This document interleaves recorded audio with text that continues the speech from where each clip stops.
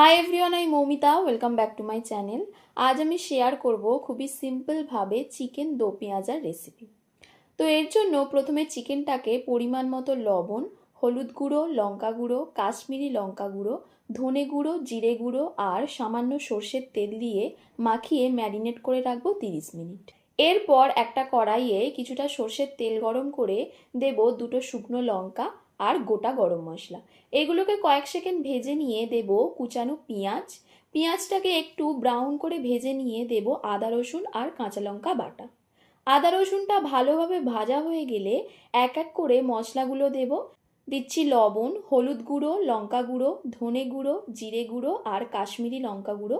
এগুলোকে ভালোভাবে মিশিয়ে নিয়ে দেব ম্যারিনেট করে রাখা চিকেন। এরপর চিকেনটাকে 15 মিনিট মিডিয়াম টু হাই হিটে কষিয়ে নেব। এরপর দেব সামান্য টক দই।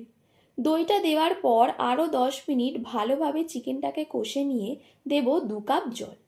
এবার ঢাকা দিয়ে লো হিটে চিকেনটাকে সিদ্ধ করতে দিয়ে একটা ফ্রাই প্যানে দিয়ে দেব কিছুটা ঘি, গোটা জিরে আর দুটো চেরা কাঁচা লঙ্কা। এগুলোকে কয়েক সেকেন্ড ভেজে নিয়ে দেব পেঁয়াজ, ক্যাপসিকাম আর টমেটো। এগুলোকেও 2 মিনিট ভেজে নিয়ে চিকেনের ওপর দিয়ে দেব। এগুলোকে চিকেনের সাথে ভালোভাবে মিশিয়ে নিয়ে দেব গরম মশলা আর কুচানো ধনেপাতা।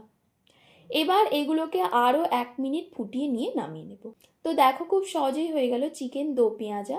তো রেসিপিটা ভালো লেগে থাকলে ভিডিওটিকে লাইক ও শেয়ার করে দিও। আর তোমরা কমেন্ট করে জানিও আর কী কী রেসিপি চাই।